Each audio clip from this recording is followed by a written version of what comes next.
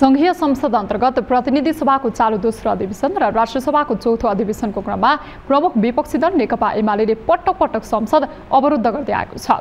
Budget पारित गर्नबाट अवरोध गर्नेदेखि सत्तारूढ दलका नेताले प्रतिपक्षी दल विरुद्ध कुनै अभिव्यक्ति दिएको विषय होस् वा भ्रष्टाचार प्रकरणका फाइल खोलिएको विषय एमाले तत्कालै संसदमा अवरोध गर्ने गरेको छ। संसद अवरोध गर्दै प्रधानमन्त्रीदेखि सम्बन्धित मन्त्रीहरूको राजीनामा माग्दै आएको एमाले अहिले फेरि गृहमन्त्री र अर्थमन्त्रीको राजीनामा मागिरहेको छ। एक रिपोर्ट।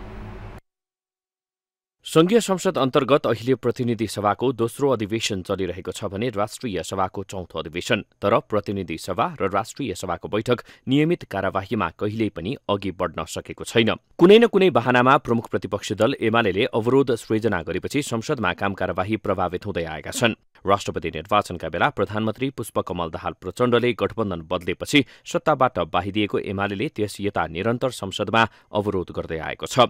गत जेठ 15 गते सरकारले आर्थिक वर्ष 2080-81 को बजेट संसदमा पेश गरी पास नहुँदासम्म एमाले बजेटमा असन्तुष्टि जनाउँदै पटक पटक संसदमा किचलो गरिरह्यो। त्यतिबेला सत्तारूढ माओवादीकै सांसदले पशुपतिको जलहरी काण्डबारे संसदमा कुरा उठाएपछि एमाले तत्कालै प्रतिवादमा उत्रियो।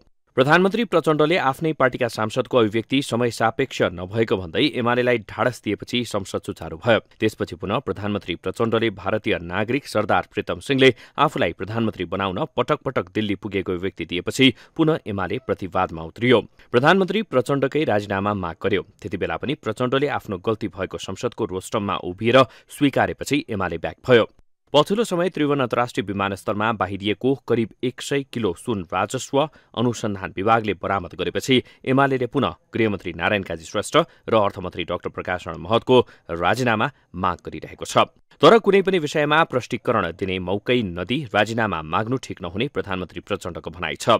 प्रधानमन्त्री, गृहमन्त्री, अर्थमन्त्रीलाई स्पष्टीकरण राम्रोसँग दिने मौका पनि नदिनकन राजीनामा दिने भए देऊ, नत्र भने सदन चल्न दिँदैनौँ भनेर पहिल्यै घोषणा गर्ने कल्चर, यो राजनीतिक कल्चरले हामीलाई राम्रो ठाउँतिर लाँदैन। म यति भन्न चाहन्छु। अरू घटनाक्रम के भएको छ भन्ने कुरा मैले उपप्रधानमन्त्रीजीहरू मन्त्रीहरूसँग कुरा गरिसकेपछि मात्रै अनि भन्न सक्छु। मैले नक्कली भुटानी शरणार्थी प्रकरणमा होस् वा बालुवाटार स्थित ललिता निवास जग्गा प्रकरण अथवा पशुपतिको जलहरी काण्ड होस् या 100 किलो सुन प्रकरणमा सरकारले गरेको कामप्रति आम नागरिकले भने वाहवाही नै गरेका छन्। तर प्रमुख प्रतिपक्षी दल एमाले भने सरकारले भ्रष्टाचारको फाइल खोल्दा वा तस्करीमाथि कार्यवाही गर्दा सरकारको आलोचना गरिरहेको छ। आफू जिम्मेवार प्रतिपक्ष भनिरहँदा एमाले भ्रष्टाचार र बेथितिका विरुद्धमा सरकारको कामको प्रशंसा गर्नुपर्नेमा पटक पटकको व्यवधानका कारण मुलुकको सुशासनमा एमालेको भूमिका बारेमा प्रश्न खडा भइरहेको छ।